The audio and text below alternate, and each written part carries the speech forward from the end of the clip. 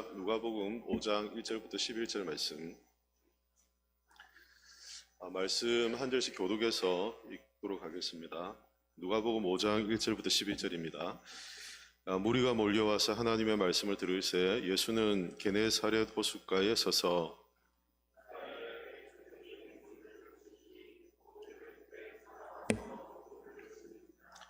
예수께서 한 배에 오르시니 그 배는 시몬의 배라 육지에서 조금 떼기를 정하시고 앉으사 배에서 무리를 가르치시더니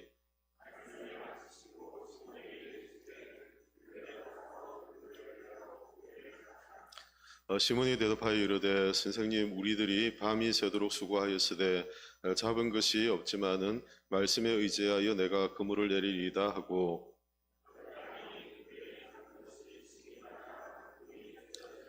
이에 다른 배에 있는 동무들에게 손짓하여 와서 도와달라 하니 그들이 와서 두 배의 체험에 잠기게 되었더라.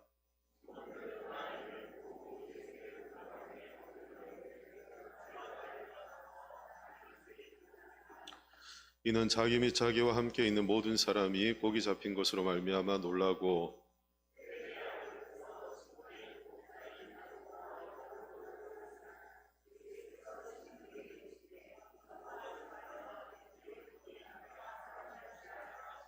함께 읽습니다. 그들이 배들을 육지에 대고 모든 것을 버려두고 예수를 따르니라. 아멘. 여보예스 제자로라는 제목으로 말씀을 함께 나누겠습니다. 누가복음 5장 1절부터 11절 말씀은 제가 설교를 여러 차례 했던 그런 본문입니다.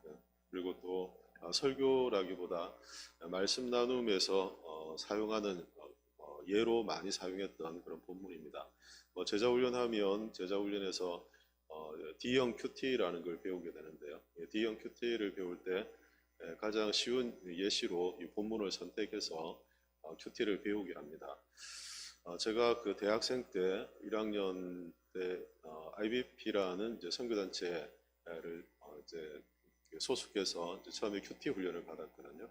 QT 훈련을 받는데 QT 훈련을 받으니까 그전만 하더라도 이제 중고등학교 시절만 하더라도 생명의 샘 같은 이런 책자 있지 않습니까? 그걸 가지고 성경 본문 읽고 옆에 나와 있는 질문에 거기 보면 또 해석까지 조금씩 적혀 있어서 읽으면 그게 성경 묵상이라고 생각하고 하루하루 그렇게 읽고 또 그 중에 마음에 와 닿는 그런 말씀을 서로 나누고 그렇게 했었습니다. 장로님 그냥 놔두셔도 돼요. 제가 좀 조절을 하는 거니까요.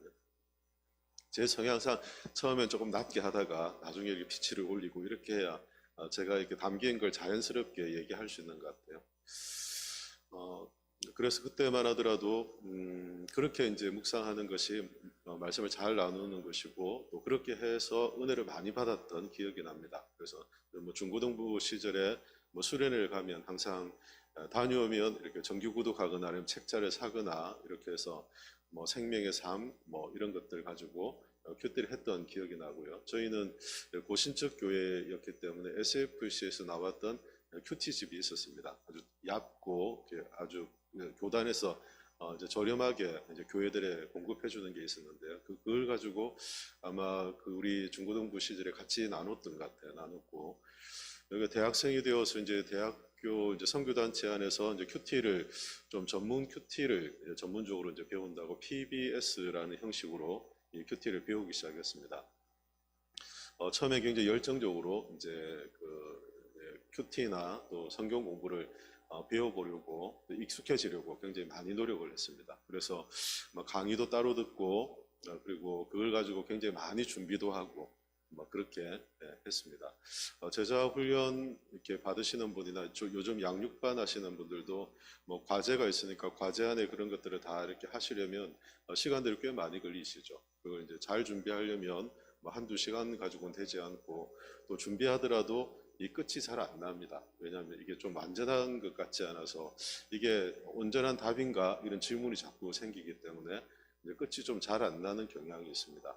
설교자들도 설교가 언제 끝나느냐 하면 설교가 마치면 그때 끝이 납니다. 준비할 때까지 설교 끝이 잘 안 납니다. 왜냐하면 하나님의 어떤 지혜 안에서 말씀의 지혜를 갖고 하나님께서 어떤 특별한 이제 분별력 가지고 말씀을 전하도록 계속 그 성경 안에서 하나님의 뜻을 구하기 때문에 그래서 시간이 뭐 많이 있으면 많이 있는 동안 더 많이 성경에 집중하고 준비하다 보니까 설교가 딱 끝이 나면 더 이상 설교를 하진 않잖아요. 그러니까 그때 설교가 끝이 나고 처음 제가 교육 전도사 시절이나 또 이제 부교육자 시절 때는 설교가 마치면 내려와서 제 사무실에서 설교하면서 놓쳐버린 부분, 아니면 설교하다가 갑자기 떠오른 부분, 뭐 이걸 성령의 감동이다. 뭐 어떤 분들은 그렇게 얘기하시는데요. 설교를 준비한 만큼 원고대로 주로 설교를 하거든요.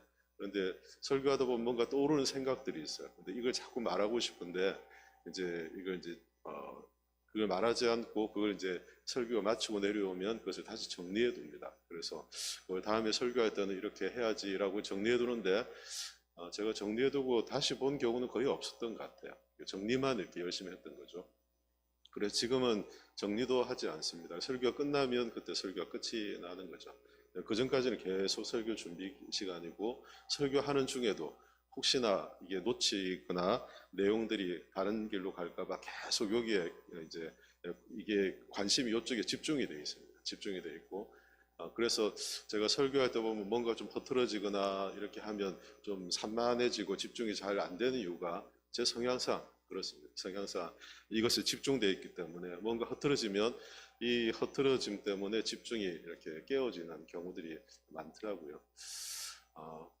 그래서 뭐 1학년 때 처음 이제 큐티하고 PBS를 배웠는데 이 세계가 아주 무궁무진한 거예요.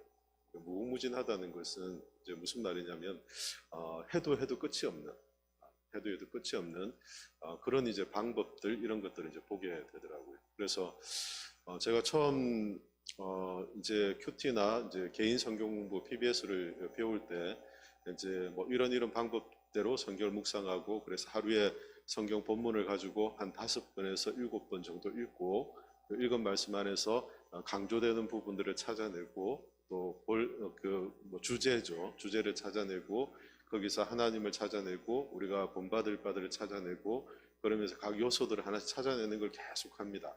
그래서 성경은 누가 잘 읽느냐면 관찰을 잘하는 사람이 성경을 잘 읽습니다. 성경을 가만히 잘 들여다보는 사람들이 성경을 좀 더 명확하게 알 수 있습니다. 성경은 우리에게 분명히 말하고 있는데 우리가 쉽게 성경 구절을 지나가 버리면서 놓치는 것들이 굉장히 많거든요. 그래서 관찰의 과정을 통해 읽는 거죠. 여러 번 반복해서 읽고 또 반복해서 읽고 외울 수 있다면 외워서 묵상, 되뇌임을 통해서 그 말씀을 꼭꼭 씹으면 그 안에서 이렇게 진액이 나옵니다. 진액이 말씀 안에서 한 구절 안에서 진액이 나오거든요. 그런 것들이 이제 은혜가 되는 거죠. 은혜가 되고 하나님을 알게 되고 그리고 그 전에 이해하지 못했던 것들이나 아니면 그 전에는 우리의 이해가 닿지 않았는데 하나님이 더 깊은 이해로 이끌어 주시는 은혜를 이제 경험하게 됩니다. 그런데 문제는 이렇게 하기까지는 시간이 굉장히 많이 소요된다는 겁니다. 시간이 많이 소요된다는 거죠. 그래서 처음 제가 이제 접했을 때는 뭐 2시간을 넘지 말라 이런 이야기를 이제 미리 이야기를 해주더라고요. 2시간 넘지 말고 네가 해오라고 해서 일주일 동안 2시간 넘지 않으려고 굉장히 노력을 했는데 앞에도 말씀드린 것처럼 설교가 끝나야 끝이 난다는 것처럼 그것도 나눔이 끝이 나야 끝이 나는 건 거죠. 나눔이 끝이 나요. 그러니까 일주일 내내 그거 하나 가지고 계속 시간을 쏟고 뭔가 자꾸 부족한 생각이 들고 좀 더 깊은 이해를 하려고 하고 이제 이런 생각들이 어떤 의미에서 보면 참 욕심이었고 과도한 이제 어떤 그 욕심 때문에 많은 시간들을 사용하더라고요.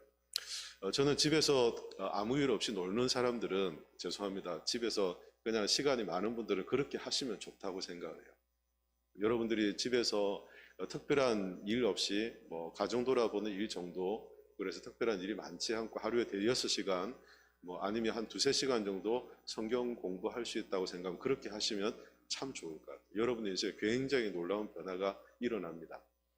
그러나 대부분의 사람들은 그렇게 하루에 2-3시간씩 일주일 시간 잘 사용을 못 하거든요. 그렇게 할 수도 없고 그래서 어떻게 되냐면 오래 하지 못합니다. 처음에 몇 번 하다가 뭐 한 달, 2달, 한 달이 뭐예요? 보름 정도 지나면 잘 못하는 거죠. 한번 이렇게 뭔가 이렇게 진행돼야 될 어떤 진행 과정이 좀 밀리잖아요. 밀리게 되면 그 뒤에는 돌아오는 것들이 어마어마하게 커지는 거예요. 내가 매일 1분을 하던 걸 일주일을 밀리면 7분만 하면 되잖아요. 1시간을 하던 걸 일주일 밀렸다. 그러면 이제 7시간을 더 해야 되기 때문에 이건 굉장히 부담감이 생기고, 그리고 뒤에 가면 쉽게 포기하게 됩니다. 쉽게 포기하고 엄두를 못 내는 거죠.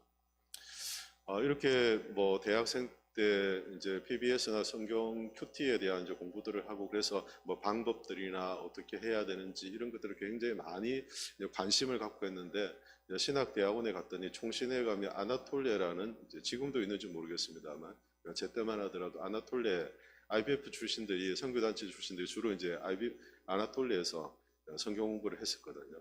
또 거기에 이제 동기들이 다 가니까 같이 참여해서 성경 공부를 했는데, 거기는 또 더 어마어마한 걸 이제 보여주는 거죠. 신학생이니까 이제 원어 연구까지 하고, 원서를 보게 하고, 아니면 번역본들을 여러 개를 이제 보게 하고, 그리고 성경의 의미를 좀 더 구체적으로 알려고 하는, 그래서 원어 중심의 성경 연구를 하게 하는 거죠. 예, 대학생 때는 한글 중심으로 읽고, 뭐 영어 이제 볼 수 있다면 이제 참고 정도 하고, 아니면 다른 번역본들, 뭐 저희 청년 때는 현대인의 성경 같은 게 있었거든요. 그래서 현대인의 성경 같은 거 이렇게 보고 이렇게 참고하고 이런데, 요즘에 번역본들이 아주 다양하게 많이 나와 있거든요. 한글 성경도. 그 다양한 성경들을 보고, 또 영어를 보고, 원문, 히브리어, 헬라를 또 참고하고, 뭐 이런 과정들을 이제 하게 하는 거예요. 지금도 뭐 저는 설교 준비를 하면 자료들을 많이 보지는 않습니다. 저희 사모님 성경 공부할 때 제가 자료들을 굉장히 많이 사모님에게 드리거든요. 그래서 사모님도 그걸 꼼꼼하게 다 보시는 것 같아요. 그래서 한학 성경 공부를 준비할 때 일주일 내내 시간을 굉장히 많이 들여요. 근데 저는 설교를 일주일에 7번 이상, 많게는 10번씩 하니까 그렇게 할 수가 없거든요. 그래서 저는 자료들은 잘 참고하지 않고요. 원어만 중심으로 봅니다. 원어 중심으로. 원어만 보고 그 원어의 의미들을, 함축된 의미를 잘 발견해서 그 의미를 중심으로 설교를 주로 이제 만듭니다.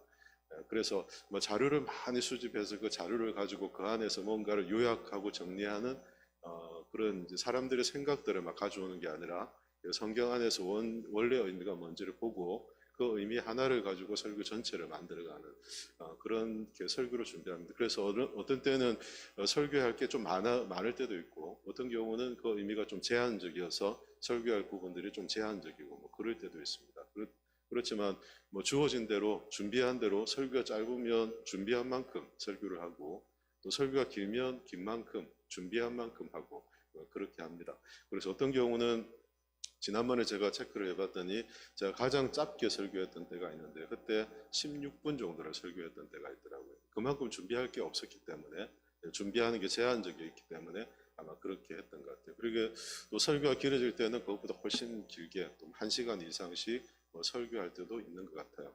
그건 준비한 것 안에서 이렇게 하기 때문에 그렇습니다. 대학원에 갔더니 대학원에서는 이렇게 이제 대학원에서 성경을 공부하고 연구하는 것은 굉장히 더 이제 폭넓은 거예요. 더 많은 시간들을 소요하게 되는 거예요. 그래서 처음에는 열심히 따라갔습니다. 열심히 따라가다니까 학업을 따라가지 못하는 거예요. 그것에 너무 집중을 하니까, 거기는 아침마다 하고 저녁마다 하고 이렇게 아침에 2번을 모였거든요. 그러니까 양지에 가면 아침에 모임이 한 번 있고 저녁에 모임이 한 번 있었습니다. 그러니까 이게 뭐 성경 학업을 따라가야 되는데 성경 공부에 이렇게 시간들을 너무 많이 쓰니까, 그래서 그때 아나톨레 출신들을 제가 기억합니다. 지금도 B뿔 이상의 성적이 많이 없었던 것 같아요. 물론 저는 성적이 좋았습니다. 하다가 방법을 좀 바꿨기 때문에 별로 이제 그것에 관심을 갖지 않는, 학업에 관심을 갖지 않고 성경 공부가 뭐 신학생이니까 훨씬 중요하다 생각해서 그렇게 한 것 같아요. 뭘 선택하는가에 따라서 좀 달라지긴 하는 것 같아요.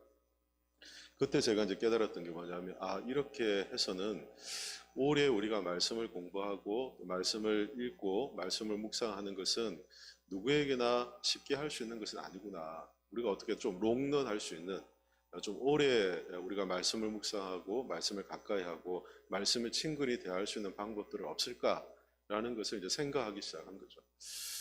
그리고 대학원 졸업할 무렵에 이제 저희가 그 칼에서 하는 국제 제자훈련원이죠. 제자훈련 안에 이제 큐티 과정을 그때 제가 다시 한번 들을 기회가 있었습니다. 들었는데 총신대학원에서 앞에 말씀드린 그 특별한 이제 소그룹 안에서 하는 이렇게 뭐죠? 아주 전투적인 성경 공부 그룹이었거든요. 그 그룹 안에서 하던 방식을 가지고 그냥 일반 목회하는 목회자들의 이제 성경 연구나 큐티 방식을 대하니까 이게 너무 허접해 보이는 거죠. 이게 너무 이게 시답지 않아 보이는 거죠. 이렇게 해서 어떻게 성경을 깊이 연구하나 이런 생각이 들더라고요. 그래서 이제 교만한 마음이 생겨져. 성경을 공부하려면 원어를 보고 원어 안에서 의미를 보고 성경 전체에서 그 언어가 어떻게 사용됐는지를 보고 또 그 용례들이 있거든요. 용례라는 것은 성경에 보면 뭐 히브리어나 헬라어가 보면 이게 명사, 동사, 형용사, 부사 사용되는 게 다 다르거든요. 여성으로 사용될 때 있고 남성으로 사용될 때 있고 그 용례들이 싹 다르거든요. 그 용례에 적합한 딱 말씀들을 찾아내서 성경이 어떻게 동일하게 말씀하고 있는 걸 찾아내는 건 굉장히 많은 시간이 걸립니다. 요즘에는 좀 좋은 자료들이 많은 것 같아요. 인터넷에 보면 로고스 바이블이라고 뭐 저도 구독하고 있지는 않습니다만 이제 제가 쓰고 있는 에디션이 있거든요. 에디션이 로고스 바이블이 있습니다. 있는데 거기에 뭐 검색하면 굉장히 자세하게 좀 잘 나옵니다. 이게 좋은 건 한 200만 원 정도, 200만 원 정도 해요. 구독료가. 그러니까 한번 구독하면 영구적이긴 한데 제가 그 구입하려다가 저는 쓰지 않고 기본 에디션만 저는 쓰고 있고 그것만 해도 제게 뭐 충분하다. 저한테는 충분하다 생각해서 그거 쓰고 있고 요즘에는 가피풀에서 나오는 여러분 성경 아시죠? 핸드폰에 쓸 수 있는 성경에 보면 성경의 번역본들이 많이 나와 있거든요. 저는 NIV 성경 하나하고 한글 성경 모두를 다 구입했습니다. 그것도 명절이나 새해가 되면 1,500원에 할인해요, 한 권당. 그래서 그때마다 막 이렇게 가입하고 소개하면 뭐 40%인 거 할인해주고 이런 것도 있습니다. 그러니까 그런 거 잘 활용하면 되시고요. 그리고 거기에 작년인가 원어 성경에 대한 이제 원어가 소개되어 있는 설명되어 있는 것들이 작년인가 아마 만들어졌어요. 저도 그게 9,900원이어서 결제할까 말까 한 번 구입하면 계속 쓰는 건데 그 9,900원이 이 결제가 쉽지 않은 거예요. 그래서 오랫동안 고민하다가 저희 사모하고 같이 쓰기로 이제 하고 결정해서 지금 쓰고 있습니다. 그런데 너무 좋은 거예요. 제가 모든 게 그거 안에서 다 해결이 돼요. 저는 다른 걸 안 봐도 다른 뭐 컨퍼런스라든지 뭐 로고스 바이블을 굳이 찾아보지 않아도 가피풀 성경 안에 있는 원어 하나만 가지고도 충분히 볼 수 있는 그런 게 되더라고요.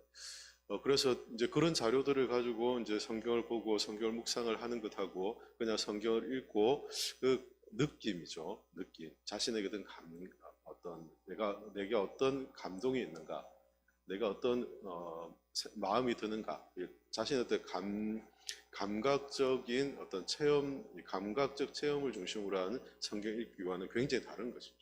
그래서 어떤 의미에서 보면 성경을 묵상하고 성경을 읽는다는 것은 단순히 감정적 측면이 아닙니다. 성령이 우리 가운데서 그 성경의 말씀을 정확하게 명확하게 우리 가운데 밝혀주시는 그런 과정들인데 성령이 우리에게 이걸 밝혀주시는 그런 과정들을 우리가 어떤 절차들을 이런 과정들을 통해서 좀 더 분명하게 알아갈 수 있다는 것입니다. 그래서 이제 저는 이제 든 고민이 있죠. 어떤 고민이었냐면 우리 성도님 모두가 성경을 좀 쉽게 대하고 또 성경을 대하면서 성경의 원래 의미를 좀 더 분명하게 알고 그리고 이걸 좀 지속적으로 말씀을 묵상하는 삶을 살게 할까라는 이제 고민을 가지게 됩니다. 주변에 보면 성경 연구나 큐티에 대한 방식들은 굉장히 많아요. 굉장히 많은데 그런 방식들은 짧게 아니면 뭐 특정한 기간 동안 훈련받기는 좋다고 생각이 돼요. 그래서 기회가 되면 우리 성도님들도 함께 그런 훈련을 받는 건 굉장히 좋은 계기가 될 거라고 생각하고요. 그러나 우리가 일상적으로 살아가면서 매일같이 말씀을 읽고 그 말씀 안에서 하나님의 말씀의 뜻을 좀 이해하고 그 말씀을 우리의 삶에 적용하고 내가 어떻게 이 말씀의 도전 앞에서 어떻게 살아갈 것인가 어떤 결단과 다짐, 기도의 제목들을 끄집어내고 그래서 매일같이 말씀을 묵상하며 살아가는 삶을 살아갈까 이것은 굉장히 좀 어려운 문제이더라고요. 그래서 제자훈련을 시작하면서 제가 영광교회 와서 처음 만든 겁니다. 처음 만들었는데 그 D형 큐티 안에 20분 동안 큐티를 할 수 있는 우리 영광교회 안에 큐티 제자훈련 받으신 분들에게는 제가 이게 알려드리는데요.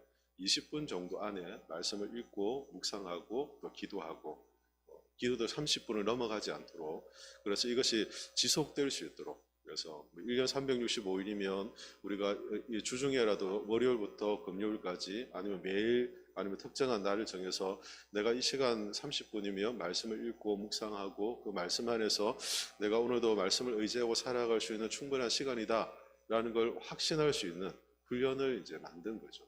그걸 제자훈련 첫 시간에 주로 이렇게 하는데 거기에 보면 이제 말씀 관찰이 가장 이제 앞섭니다. 관찰이라면 앞에 말씀드린 것처럼 말씀을 열심히 읽는 겁니다. 자세하게 읽는 것이고 꼼꼼하게 읽는 겁니다. 이것은 그냥 쭉 지나가듯 읽는 것이 아니라 단어 하나를 꼭꼭 씹어서 읽는 겁니다. 씹어서 읽으면 우리가 그동안 평소에 그냥 싹 지나쳐가던 그런 말씀이 꼭꼭 씹어 읽다 보면 내가 그전에 보지 못했던 부분, 관심을 갖지 못했던 부분들이 눈에 들어오기 시작합니다. 그것도 우리가 성경을 읽을 때 우리에게 그 성경을 이해하게 하시는 분이 하나님이시잖아요. 성령 하나님이 그렇게 하시잖아요. 그래서 성령께서 우리의 마음에 조명하시는 우리의 마음에 성경을 깨닫게 하시는 은혜를 우리가 말씀을 꼭꼭 씹어서 읽을 때 우리에게 그런 이해력을 주십니다. 성령께서. 그래서 우리 모두는 그것을 이제 신뢰하며 성경을 읽어야 됩니다. 그래서 성경을 읽을 때 가장 먼저 해야 되는 것은 성령의 도우심을 구하고 기도하고 시작하는 거죠. 기도하고 시작했다면 성령 하나님을 신뢰하세요, 여러분. 믿으세요. 내가 그러고 꼭꼭 읽겠다면 성경을 쓰신 분도 성령 하나님이시고 그리고 성령 하나님이 쓰셨기 때문에 사람들을 통해 성령이 쓰신 거잖아요. 그래서 사람들을 통해서 그 각 40여 명의 성경 기자들을 통해서 성령께서 쓰신 것이기 때문에 그 성경의 의미를 가장 정확하고 잘 아는 것은 누구냐면 누굴까요? 쓴 사람이에요. 쓴 사람. 그걸 저자 중심의 해석이라고 해요. 저자 중심의 해석. 오늘날 큐티나 나눔의 굉장히 위험한 위험성들을 저는 보는데요. 그 위험성 중에 하나가 뭐냐면 일반화되어 있습니다. 그게 뭐냐면 청자 중심의 해석이라는 거예요. 청자 중심의 해석. 청자 중심의 해석, 보는 사람, 듣는 사람 중심의 해석이라는 겁니다. 성경이 성령께서 쓰셨다면 성령께서 그 내용을 알려주셔야지만이 가장 정확한 의미잖아요. 그죠? 그런데 사람들이 그것을 읽고 자신에게 느껴진 것을 가지고 해석을 하는 거죠. 이건 문학에서 일반적으로 많이 지금까지 청자 중심의 아니면 독자 중심의 해석이라는 게 아주 오래전부터 있어 왔습니다. 그래서 셰익스피어 작품 하나를 가지고도 200여 편의 다른 관점을 가진 논문들이 있습니다.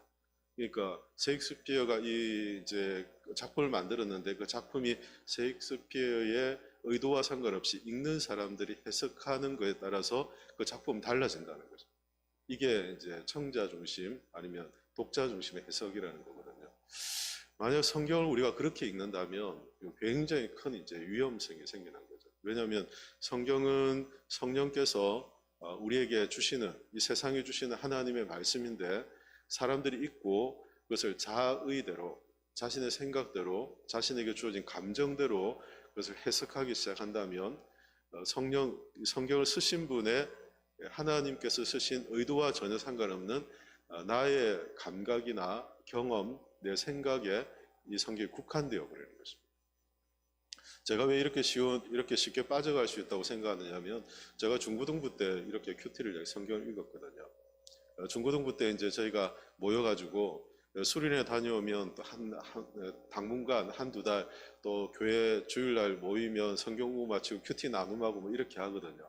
저희 때 이제 토요일날 같이 모여서 큐티 나눔하고 뭐 그렇게 했거든요. 근데 나눔하면 주로 하는 게 뭐냐면 이제 현석이는 성경을 통해서 깨달은 게 뭔지 아니면 성경 안에서 어떤 하나님을 발견했는지 성경의 의미가 뭔지 이렇게 질문을 해요. 질문하면 가만히 앉아서 이제 곰곰이 생각을 하는 거죠. 나는 어떤 대답을 할까? 생각하지 못했던 특별한 것들, 아주 기발한 것들, 이런 것들을 생각해내려고 하는 그런 시도들을 막 앉아서 하는 거예요. 앉아서.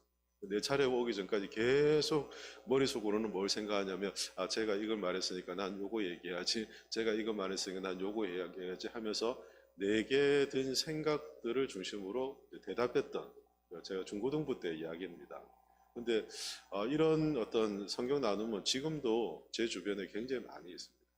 장년들, 성숙한 장년들도 이렇게 하고 있습니다. 성경을 읽었는데 성경에 보면 하나님께서는 우리에게 사랑하라라고 이렇게 주신 말씀의 본문인데, 그 사랑하라는 본문 안에 아주 지엽적인 작은 것 하나에 매여가지고 그거에 은혜를 받는 거예요. 이분은 그게 은혜를 받아가지고 그거 하나를 가지고 계속 나눔을 하는 거죠. 하나님이 이 말씀을 주신 이유와 조금 동떨어진 아주 지엽적인 것에 은혜를 받아서 그걸 은혜를 받았다고 생각하는 거죠. 물론 하나님의 말씀 안에서 그런 작은 부분에 그 은혜를 받는 것도 소중한 일이죠. 그러나 하나님이 이 말씀을 왜 주셨을까? 하나님이 이 말씀을 통해서 말씀하시고자 하는 바가 뭔가? 그래서 단락 중심, 의미군 중심으로 우리가 성경을 읽고 또 성경을 우리가 설교도 하고 하는 이유가 그 의미군 중심에서 하나님이 하시는 말씀이 있다는 거예요. 그래서 그 말씀의 의미가 뭔지를 우리가 잘 이해하고 그것을 중심으로 성경을 이해하고 나눔을 하고 해야 하는데, 자기 어떤 느낌인 거죠. 느낌을 대로 나는 하나님이 이렇게 느껴져, 하나님이 이렇게 말씀하시는 것 같아 라고 생각하면서 독자 중심이죠.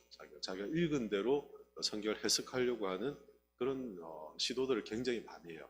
그리고 그거 좀 틀렸다고 하면 막 고집스럽게 그게 맞다고 끝까지 주장하는 사람들이 많아요. 좀 틀렸다고 얘기하면 그거 아니라고 끝까지 그걸 명분을 찾고 막 성경 구절을 찾아가면 그거 맞다고 얘기하는 분들이 생각보다 교회에 많아요. 신앙생활 오래 하신 분들 중에 특히 그래요.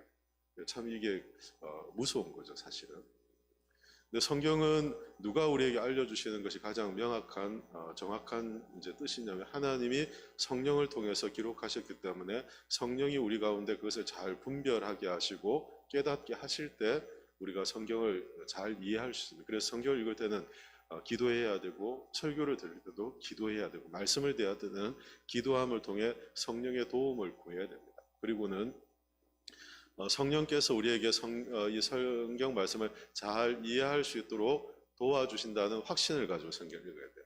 그렇게 여러 번 읽어보는 거죠. 한 5번 아니면 3번 정도 쭉 꼭 씹어서 성경을 읽으면 이 말씀이 하나님이 어떤 말씀을 주시는지를 성령이 알게 하세요. 일반적인 성도님들이 신앙생활을 하셨다면 그런 마음들을 알게 하세요. 그러면 이제 그런 질문들을 하게 되잖아요. 질문들을 왜 하나님이 이런 말씀들을 주셨을까? 육하원칙대로 이제 질문을 해보는 거예요. 왜, 누가, 어디서, 무엇을, 어떻게, 왜 했나? 라는 질문들을 던져보는 거죠. 예수님은 왜 이런 말씀을 하시는가? 예수님은 무엇을 주시려고 하시는가? 예수님은 어디에서 예수님은 어떤 배경에서 이런 말씀을 하시는가? 이 말씀을 듣는 그 사람은 육하원칙에 왜 이런가? 이런 질문을 던져보는 거죠. 그래서 시간이 많이 걸린다는 이유가 그래서 그렇습니다. 그래서 관찰한 그 말씀을 관찰을 꼼꼼하게 하게 되면 그 말씀에 대한 해석이 자연스럽게 생겨납니다. 우리 가운데 관찰한 말씀이 그 말씀의 해석으로 자연스럽게 연결될 수 있어요. 관찰이 실패하면 해석에 실패하게 되는 거죠. 저도 이 부분에 좀 자신이 없었어요. 해석에 관찰이 잘 되면 해석으로 자연스럽게 이어진다는 것이 저는 좀 자신이 없었습니다. 그게 신대원에 가서도 사실 자신이 없었거든요. 그래서 제가 이제 신대원 우리 제가 존경하는 교수님 중에 한 분이 김지창 교수님이라고 있으세요. 그런데 그리고 지금은 소천하셨습니다만 정운택 교수님, 제가 존경하는 교수님들이셨어요. 그래서 제가 성경을 읽고 성경을 해석하는 법에 대해서 굉장히 스스로 뭔가 좀 부족하다라는 생각들을 가졌기 때문에 질문을 많이 드렸는데, 한 번은 이제 구약을 다루시는 이제 앞에 말씀드린 분은 구약 전공자고 뒤에 말씀드린 분은 신약 전공자이거든요. 구약 전공자 이제 교수님께 질문을 했더니 제게 전도사님하고 불러서 제게 말씀하시기를, 제가 그 성경 한 구절을 가지고 고민을 하고 그 말씀이 의미가 명확하게 무엇인지를 알고 싶어서 막 이렇게 고민하면서 이렇게 해석했던 게 과연 옳은 해석인지 이게 제가 굉장히 고민하고 있을 때 그 교수님이 저를 불러서 하시는 말씀이 도서관에 가서 그 본문과 관계된 성경 주석, 관주, 뭐 주석이겠죠. 저명한 신학자들의 주석을 한 10권 정도 뽑아보시라. 그때만 하더라도 번역되어 있는 게 많이 없었어요. 오늘날은 번역된 주석서들이 굉장히 많이 번역이 되어 있는데 그때만 하더라도 좋은 주석서는 번역이 안 돼 있었어요. 원서로 다 봐야 되는 그런 책이었거든요. 10권을 뽑아보라고 하니까 굉장히 시간이 많이 걸리죠. 그냥 이렇게 책 읽듯이 읽을 수 있는 것도 아니고 원어를. 그래서 본문을 다 카피를 해서 그걸 가지고 정리를 해서 쭉 이렇게 제가 읽으면서 각각 성경의 저명한 신학자들, 영향력 있는 전 세계 영의 신학자들이 어떻게 성경을 해석했는가를 봤더니 제가 성경을 해석해 두었던 제가 관찰을 하고 그 원어를 중심으로 해석했던 게그 10개 중에 8분이 저랑 같은 해석을 했더라고요. 8분. 그리고 2분 정도는 약간 독특한 해석을 하셨더라고요. 독특하다는 것은 우리 어떤 우리 장로교 보수 장로교가 가지고 있는 신학의 체계에서 약간 진보적인 성향을 가지고 있는 그런 이제 주석들인 거죠. 좀 젊은 신학자들이 쓴 책들은 약간 조금 다른 이제 그런 색채를 가지고 있죠. 그래서 제가 이제 교수님을 찾아가서 교수님 제가 자신 없어 했는데 찾아봤더니 그렇게 저명한 10명의 신학자들이 저와 동일한 해석을 했습니다 라고 했더니 그 교수님이 하시는 말씀이 성경의 해석의 과정은 2000년의 역사를 가지고 있다는 2000년의 역사. 2000년의 역사는 언제 때부터냐면 주님께서 구약 성경을 해석하기 시작할 때 주님이 구약을 사용해서 말씀을 전하시잖아요. 이사야 말씀도 전하시고 이런 말씀을 전하시면서 그 말씀을 주님께서는 해석하시거든요. 설교하시며 해석하시거든요. 그런데 그 과정이 그때부터 해서 2000년 과정 동안 수없이 많은 신학자들 또 성경을 연구하는 사람들을 통해 가다듬어지고 그것이 전통이 그 아주 견고한 큰 흐르는 강물과 같은 흐름의 줄기가 있는데 그 줄기 안에 우리가 있다는 거예요. 그래서 제가 그 말을 듣고 굉장히 큰 도전을 받았습니다. 우리가 있다는 것은 무슨 말이냐면 건강한 한국교회, 장로교 한국교회에서 신앙생활을 오래 하신 분들은 대부분 그 비슷한 신앙적 생각을 갖는다는 거예요. 무슨 말인지 이해가 되세요? 내가 신학을 열심히 하지 않아도 내가 신학적 지식이 없어도 신앙생활을 건강한 교회 안에서 그 신앙생활을 오래 성경을 사모함했다면 일반적인 성경에서 말씀하고 있는 그런 일반적인 어떤 그런 성경 해석적인 어떤 사고들을 갖는다는 거예요. 성령이 그렇게 우리에게 그런 이해력을 주신다는 거죠. 그래서 제가 거기에 해답을 얻었습니다. 아, 그렇구나. 내가 뭔가를 많이 갖추거나 찾아보거나 자료를 수집하거나 많이 연구해서가 아니라 일반적인 하나님의 성경을 읽을 때 주시는 하나님의 어떤 지각이 분별력이 있구나라는 걸 그때 제가 이제 어느 정도 확신을 갖게 된 거죠. 그리고 제가 아까 뭐 2명 정도 아니면 20% 정도는 좀 다르더라라고 한 것은 좀 일반적이지 않은 특별한 어떤 연구라든지 또 새롭게 성경의 해석도 발전되어 가거든요. 발전되어 가는 과정에 있는 이제 그런 새로운 물줄기일 수 있죠. 그걸 이제 조심스럽게 우리가 보되 우리가 큰 어떤 성경의 해석의 물줄기 안에 우리가 함께 있기 때문에 그래서 성경을 읽을 때 두려워하실 필요는 없습니다. 기도하면서 성경을 꼼꼼하게 읽고 또 성경을 읽었다면 성령께서 이 성경의 말씀을 잘 이해할 수 있도록 분별력을 주시도록 기도하고 성경을 대한다면 잘 관찰한 말씀은 잘 해석할 수 있도록 연결시켜 주십니다. 물론 거기에는 우리가 뭐 자료도 좀 찾아보고 성경 다른 곳들도 찾아보고 관주 성경도 볼 필요도 있고 아니면 제가 아까 말씀드렸던 이제 그 갓피플 성경이나 또 제가 제자 훈련하는 분들에게 추천하는 바이블 24 같은 것들을 참조해 보면 쉽게 이해할 수 있는 것들이 다 소개가 되어 있거든요. 누구나 쉽게 접할 수 있는 그런 게 다 있거든요. 그래서 성경을 그 뜻을 해석을 하는 거죠.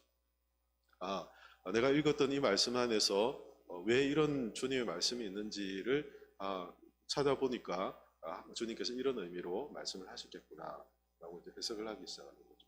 그리고는 그 단계에서 머물러 있는 것이 아니라 그 다음 단계는 그렇다면 성경을 해석한 하나님의 말씀을 해석한 이 말씀을 가지고 우리 자신들을 비춰보는 겁니다. 비춰보는 거예요. 그래서 이걸 저는 자기 해석이라고 했습니다. 관찰과 성경 해석이 있다면 그 다음에는 자기 해석이라는 과정이 있습니다. 자기 해석이라는 과정은 그 말씀을 갖고 나는 과연 그 말씀 앞에 어떻게 이 말씀을 내게 대할 것인가, 내가 그 말씀 앞에 어떻게 나는 이 말씀을 대하고 있는가를 자기에게 이렇게 직접 이렇게 적용해 보는 과정입니다. 이건 적용하고는 좀 다릅니다.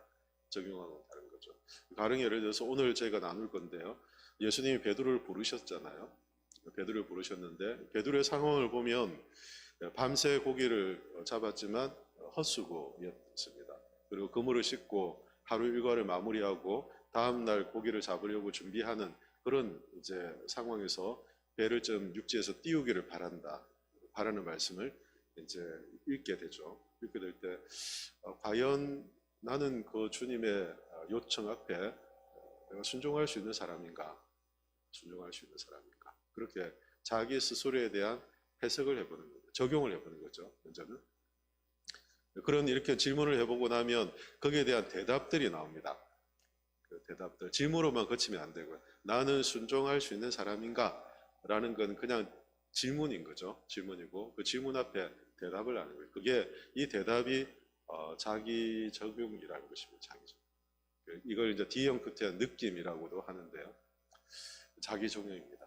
그 자기 적용에 어떻게 하느냐면 자신의 솔직한 내면을 그때 들여다보는 것입니다. 말씀으로. 나는 주님의 부르심 앞에 내가 과연 순종할 수 있는 사람인가? 하루의 일과를 다 마무리하고 지쳐있고 그리고 쉬어야 되는 상황인데 누군가 나에게 새로운 요구를 한다면 지나치고 과도하다고 나는 화를 내지 않을까? 언짢아하지 않을까? 평소에 나의 모습을 보면 나는 순종하기보다는 그것을 쉽게 거부하거나 지나칠 수 있는 사람인 것 같다. 이렇게 자기를 해석하는 거예요. 자기를. 조금 전에 제 얘기를 한 겁니다. 누가 일과를 마쳤는데 누가 제게 또 다른 일을 이야기한다면 저는 그거 이렇게 쉽게 잘 받아들이지 않을 것 같아요. 짜증이 좀 난다든지 왜 이렇게 무례한가라는 생각이 먼저 들 수 있고 오히려 그 어떤 그 요청에 내가 순종적인 사람이 되기에는 저랑 굉장히 거리가 먼 그런 모습들을 제 안에서 발견하게 되는 거죠. 이게 자기 해석이라는 거예요. 자기를 점검해 말씀으로 비춰보는 겁니다. 나는 그 부르심 앞에 아니, 나는 이런 상황 앞에 과연 그렇게 할 수 있는 사람인가? 그렇게 하지 못한다면 왜 그렇게 하지 못하는가라는 것을 이제 찾아보는 거죠. 왜 그렇게 하지 못하는 것 같아요? 못할 것 같아요? 왜 제 마음이니까 여러분들이 어떻게 아시겠습니까만 왜 사람들이 이렇게 일상적이지 않은 부르심에 대한 거부, 또 순종하지 못함, 그것에 대해서 거부하는 마음들 가지는 이유가 과연 무엇일까요? 왜 그럴까요? 이렇게 질문해 보는 거죠. 나는 왜 그런 일상적인 부르심, 일과를 떠난 이런 부르심 앞에서 과도하고 무례하고 지나치다라고 생각하는 이유는 과연 무엇일까라고 생각하면서 여전히 자기중심적인 생각과 삶을 살고 있구나라는 걸 저 스스로 이제 해석을 하는 거예요. 저를 앞에 성경을 해석했잖아요. 이제 저를 해석하는 거예요. 나는 여전히 자기중심적인 생각과 삶을 살고 있구나. 그래서 다른 사람들이나 다른 어떤 필요가 전혀 내 인생에 개입할 여지를 만들어주지 않는구나. 그렇게 하지 않으려고 그렇게 하며 살아가구나. 그리고 이런 것들이 들어올 때 나는 피곤해하고 많이 힘들어하고 무리하게 생각하고 그런 것들에 대해서 쉽게 이렇게 받아들이지 않는 그런 내 모습이 있구나라는 것을 이제 보는 거예요. 이게 자기 해석이라는 거예요. 한 구절만 가지고 하는 자기 해석입니다. 그렇게 되면 이제 그 문제 앞에서 이제 적용점들이 나오잖아요.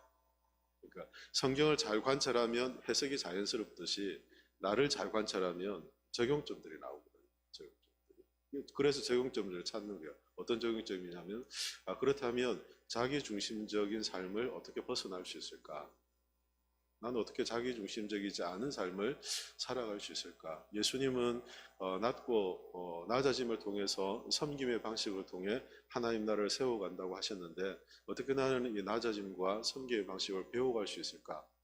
이렇게 적용점을 찾아보는 거죠.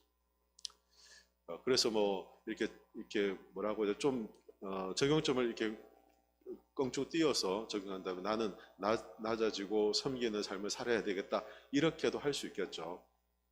낮아지고 다른 사람을 먼저 앞세우고 자기중심적이지 않고 나를 항상 좀 양보와 섬김의 삶을 살아야 돼. 이렇게 적용할 수도 있겠죠. 그런데 좀 이게 구체적이지 않은 거예요. 추상적인 거죠. 조금 더 구체적이려면 누군가 나에게 도움이 필요할 때 그 도움을 거절하지 않기로 해보겠다. 이렇게 적용점을 잡아보는 거죠. 필요가 있는 사람, 형제, 자매들의 그 필요를 지나치지 않겠다. 마음속에 어떤 무리하다고 생각되는 그런 마음들을 주님께 구해서 이 마음들을 하나님께서 고쳐주시도록 기도해보겠다. 이게 적용점인 거죠.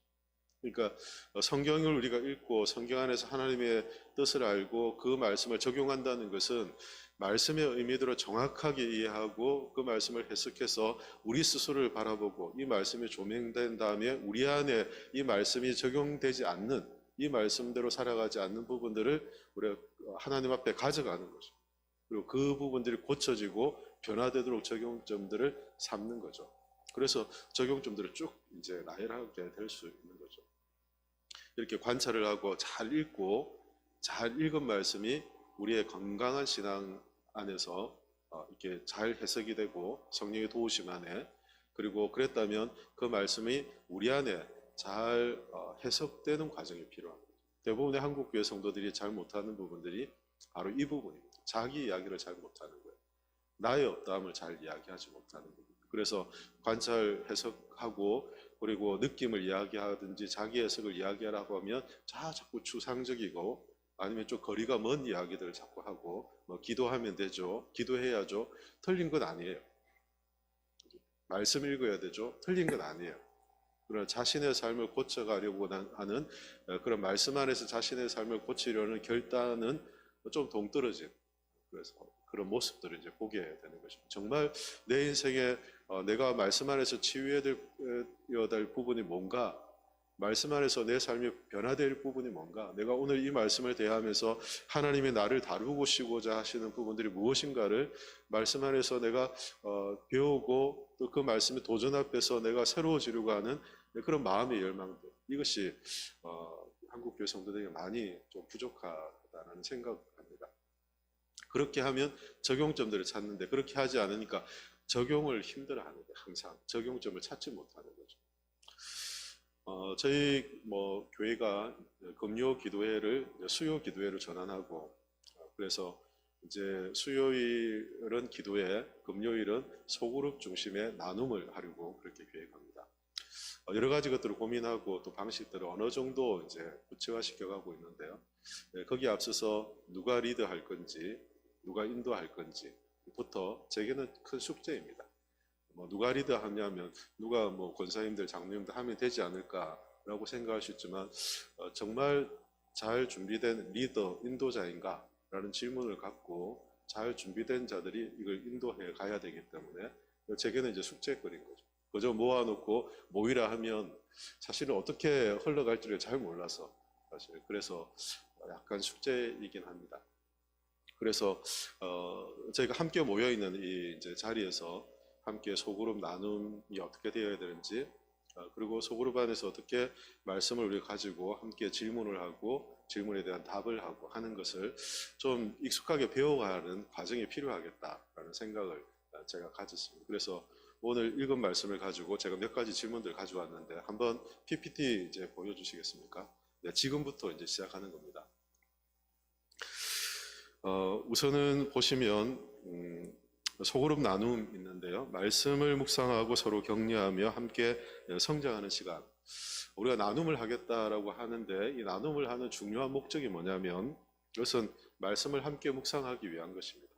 말씀을 함께 묵상하고, 그래서 우리의 소그룹 나눔의 어떤 재료라고 할까요?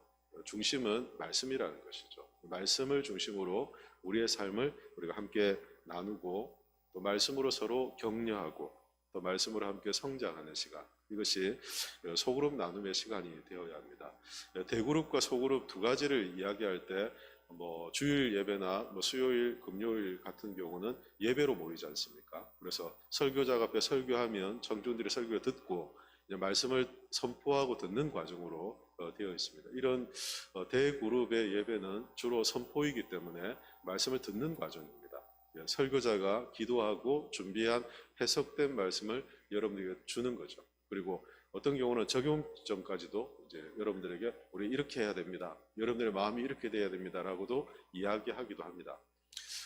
그런데 소그룹으로 모일 때는 이렇게 잘 차려진 밥상에 숟가락을 올려서 밥을 먹는 게 아니라 이제 우리가 직접 말씀을 읽고 밥을 차리는, 식사를 만드는 과정을, 요리를 하는 과정이 이 소그룹에서 되어져야 합니다. 그러니까 말씀을 가지고 말씀 안에서 우리가 서로 격려하기도 하고 또 함께 성장하기도 하고, 함께 모일 때는 우리가 말씀의 은혜를 함께 공급받고, 그리고 함께 흩어져서 소그룹 모일 때는 그 말씀이 우리의 삶에 어떤 영향력이 있고 우리가 그 말씀 안에서 어떻게 우리가 은혜를 경험하며 살아가는지를 함께 나누는 시간입니다. 그래서 저는 소그룹은 대부분 삶의 나눔이 가장 크다라고 생각하고요. 두 번째는 격려하는 시간이 되어야 됩니다. 말씀을 나누고 그 말씀 안에서 우리의 삶을 잘 우리가 함께 나눌 수 있다면, 어떤 사람들은 또 말씀으로 은혜를 받고 승리하는 반면, 어떤 분들은 주일 들은 말씀도 다 잊어버리고 어제 들은 말씀도 다 잊어버리고 말씀과 관계없이 살아가는 그런 성도들도 있거든요.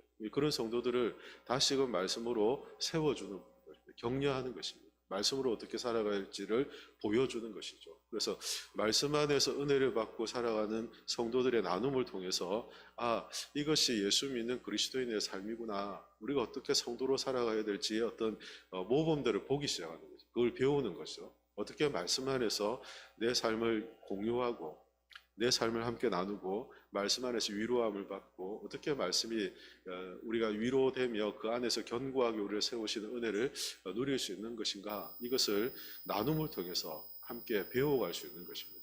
그 나눔의 과정을 통해서 많은 성도들의, 다양한 성도들의 삶에서 여전히 하나님이 역사하신 은혜가 있음을 우리가 알게 되는 거죠. 나는 비록 실패하거나 나는 말씀대로 살지 못하고 말씀도 다 잊어버리고 주일 말씀의 제목이 뭐였더라 이렇게 잊어버릴 수 있지만, 하나님께서는 이 성도들, 나와 함께 있는 이 지체들, 나의 가까이 있는 이 지체들을 통해 그 말씀의 역사를 통해 그들을 이끌어가고 계시구나, 말씀의 은혜 안에 사는 사람들이 있구나 라는 것을 보며 그 안에서 격려받고 도전을 받는 시간, 그래서 함께 성장하는 시간이 사실은 소그룹 시간이 되어야 합니다. 그래서 소그룹 시간에 성경을 많이 공부하는 시간이 아니에요. 성경을 많이 공부하고 성경을 많이 알려고 성경을 연구하고 이런 건 훈련을 통해서 하는 거고요. 소그룹 나눔은 그 안에서 우리는 신앙의 나눔을 통해서 서로를 격려하고 세우고 또 독려하고 신앙의 좋은 본을 보여주고, 이렇게 함으로써 건강한 신앙생활을 돕기 위해서 하는 것입니다. 소그룹 나눔의 목적이 말씀 묵상과 서로 격려하고 세우기라고 되었잖아요. 소그룹 나눔의 방식은 이렇습니다. 질문 중심으로 진행이 됩니다. 질문 중심으로 진행된다는 건 앞에 말씀드린 것처럼 우리가 성경을 관찰할 때 하는 방식이 육하원칙대로 질문을 던진다고 했잖아요. 그런 질문들입니다. 이런 질문들을 던지면서 왜 하나님은 이런 말씀들을 이스라엘 백성들에게 하셨을까? 하나님이 이스라엘 백성들이 심판받아 마땅한데도 불구하고 이들에게 기회를 또 주시는 이유는 뭘까? 이런 일반적인 질문들을 다 하죠. 그리고 하나님이 그들에게 원하시는 것은 무엇이었을까? 이런 육하 원칙대로 질문들을 계속 던져보는 거죠. 던져보면서 이제 전체 성경 안에서 하나의 의미가 있다고 했잖아요. 하나의 주제 안에서 그런 질문들을 계속 반복해서 던져보는 것입니다. 그래서 질문을 많이 하고 또 그 질문에 대해서 우리가 건강하게 대답하고 하는 과정을 통해 성경을 좀 더 우리가 좀 성경을 이해 지평이 넓어진다고 할까요? 성경을 좀 더 이렇게 폭넓게 이해하게 됩니다. 그래서 아마 이제 성경을 공부하는 것보다 오히려 이런 질문을 통해서 성경의 지평이 훨씬 넓어지는 걸 이제 여러분들 소그룹을 하게 되면 경험하게 될 거예요. 이 질문이 주는 이제 어떤 효과이죠. 이렇게 굉장히 폭넓게 우리가 성경 안에 사고들을 하게 만들어줍니다. 그리고 시간 안배인데, 경청과 존중인데요. 앞서 질문이라고 했잖아요.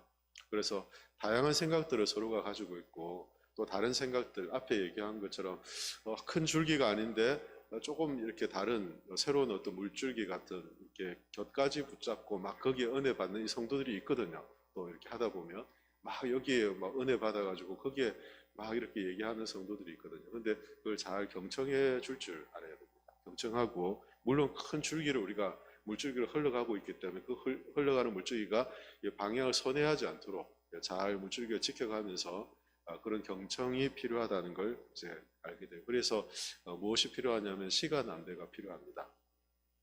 큰 물질기 성경을 가지고 우리가 말씀을 나누기 위해서는 시간 안배를 통해서 한쪽으로 너무 치우치지 않도록 이렇게 하는 거죠. 성경 공부나 나눔을 하다 보면 우리 성도님들이 신앙생활을 오래 하시잖아요. 그래서 저희 안수 집사님들 지금 여기 몇 분 안 계신데요. 성경 공부해 보면 기가 찬 놀라운 걸 경험합니다. 우리 안수 집사님들 생업이 바쁘잖아요. 그 준비를 잘 못하세요. 충분히 이해가 돼요. 그런데 준비를 잘 못하시는데 와서 대답하는 건 기가 막히게 정답을 다 얘기하세요. 놀랍습니다. 제가 앞에 말씀드린 것처럼 건강하게 신앙생활을 하면 웬만한 성경의 해석들이 기본적으로 되거든요. 기본적으로. 그게 안 되더라도 예수님, 기도, 봉사 이런 기본적인 어떤 주제를 가지고 충분히 대답할 수 있는 질문들이 성경 공부의 대부분이거든요, 사실은. 그렇게 막 이렇게 얘기를 하는데 준비를 안 했어요. 제가 보니까 준비를 안 했어요.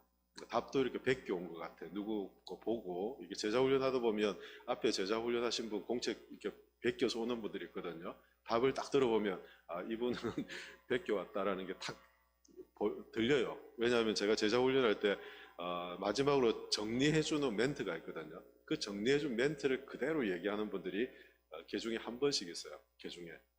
근데 너무 그렇게 잘하려고 하실 필요 없어요. 그냥 있는 대로 하시면 되는데.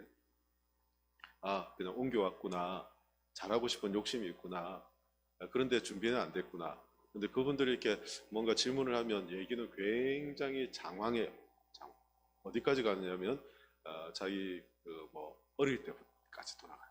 시골에 살 때부터 장황하게 막 이렇게 이야기를 하는데 그런 어떤 은혜의 이야기들을 나누는 건 좋습니다. 그러나 앞에 말씀드린 것처럼 한 사람의 얘기가 아니라 함께 우리가 이야기를 나누고 말씀 안에서 이 말씀 안에서 우리의 삶을 새롭게 세워가는 시간이잖아요. 그래서 너무 한쪽에 치우치지 않도록 그래서 시간 안배가 굉장히 중요한 것입니다. 그래서 아마 요즘 요나서 공부를 하고 있는지 하고 있습니다만 시간 40초 지키고 있나요? 아마 이 한 분당 어느 정도 해서 이야기하도록 하고 너무 지나치게 이야기를 오래 하지 않도록 그렇게 합니다. 그리고 마지막으로 마무리와 격려를 통해서 함께 성장하는 것이 필요하고요. 그리고 앞서 말씀드린 것처럼 이 마무리에는 항상 격려가 필요하고 우리의 삶의 도전이 필요하고 우리가 그래서 어떻게 해야 될 것인가, 내가 어떻게 이 말씀 앞에 서야 할 것인가를 분명하게 이렇게 신앙의 결단을 할 수 있도록 그렇게 하면 좋겠죠. 다음 화면 한번 보여주시겠습니까? 소그룹 나눔 질문입니다. 제가 예상되는 질문들을 조금 만들어 봤거든요. 여러분들 한번 보시면 도움이 될 것 같아요. 그리고 몇 주 과정을 통해서 이런 것들을 좀 해볼 생각입니다. 누가복음 5장 1절부터 11절을 우리가 읽었는데 다시 한번 보시겠습니까? 우리 5장 1절부터 11절을 같이 한번 쭉 읽어보겠습니다. 우리 같이 합독해서 1절부터 11절까지 같이 쭉 읽겠습니다.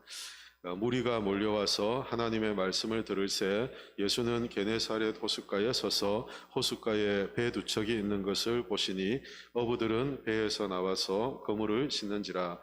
예수께서 한 배에 오르시니 그 배는 시몬의 배라. 육지에서 조금 떼기를 청하시고 앉으사 배에서 무리를 가르치시더니 말씀을 마치시고 시몬에게 이르시되 깊은 데로 가서 그물을 내려 고기를 잡으라.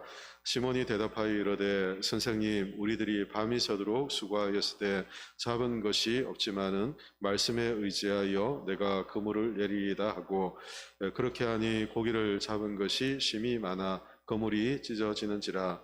이에 다른 배에 있는 동무들에게 손짓하여 와서 도와달라 하니 그들이 와서 두 배의 채움에 삼키게 되었더라.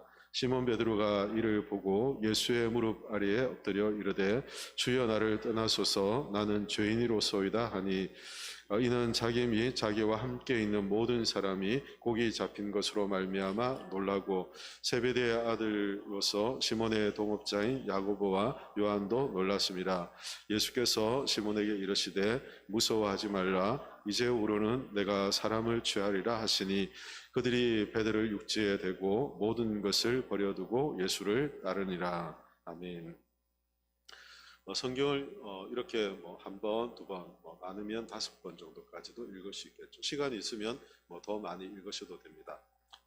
성경을 읽고 이렇게 가장 먼저 주목되는 단어 아니면 가장 주목되는 사건 있다면 여러분들에게 성경을 쭉 읽을 때 제일 먼저 딱 드는 생각, 단어, 이미지가 있을 거예요.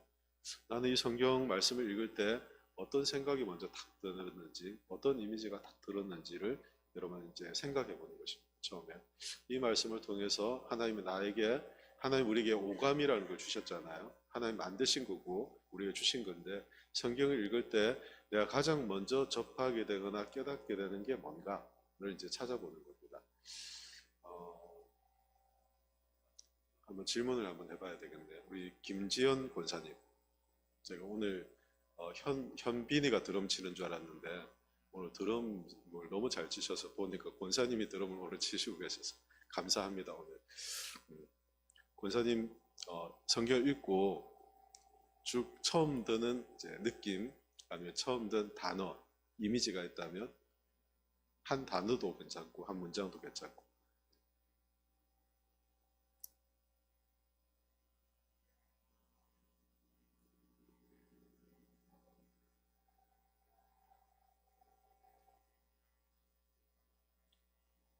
네네. 밤새 수고하여 잡지 못했지만 말씀에 의지하여 그물을 내리겠다. 이 말씀이 가장 먼저 들어오. 왜 이 말씀이 먼저 이렇게 권사님에게 딱 들어왔을까요?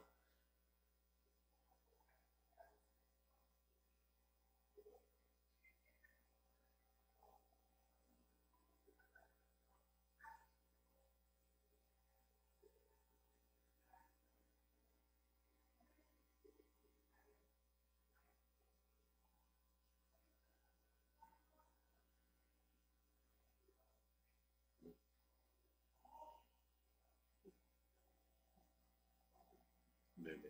감사합니다. 우리 박수 한번 해주시겠어요? 굉장히 답변을 정리까지 다 이렇게 적용까지 거의 순식간에 다 하셨는데요. 이렇게 말씀하시면 되십니다. 성경 읽을 때 가장 먼저 내게 일단 경험되는 오감을 통해서 가장 먼저 하나님이 깨우치는 게 있거든요. 깨우치는 게 이게 어떤 이미지일 수도 있어요. 어떤 사람은 이게 호수를 생각할 수도 있고요. 갈릴리 호수잖아요. 아니면 어떤 사람은 저 같은 경우는 저희 그 외삼촌께서 저 영덕이죠. 강구, 정확한 지명 강구라는 지역이 있거든요. 강구라는 지역에서 어업을 하세요.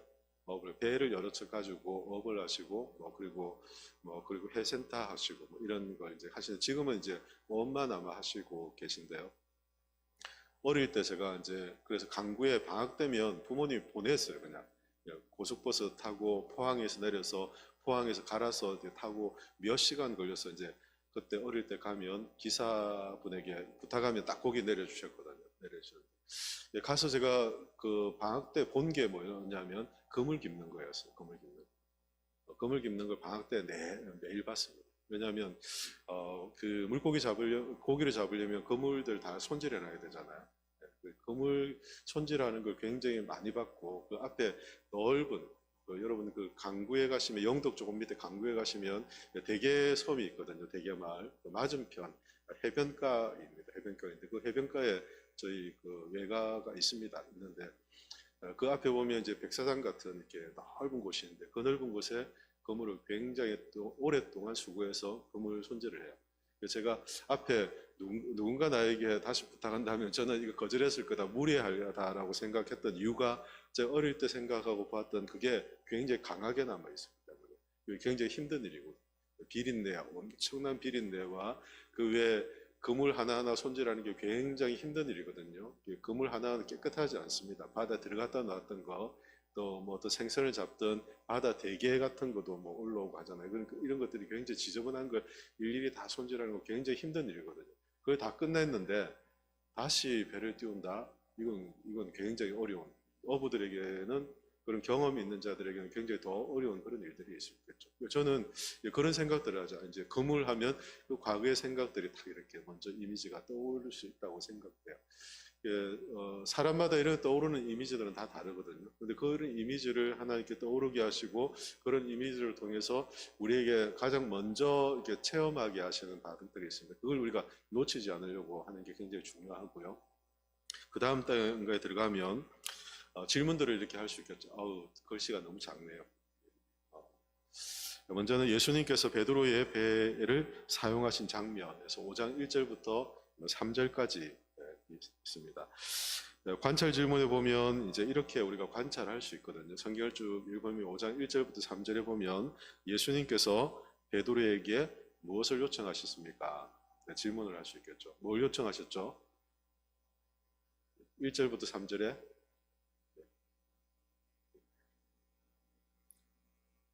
관찰은 눈이 좋은 사람이 하는 거거든요. 정확하게 읽을 수만 있으면 다 하는 거기 때문에 뭘 생각할 필요가 없이 성경에 나와 있는 그대로를 이야기하면 되거든요. 그래서 예수님께서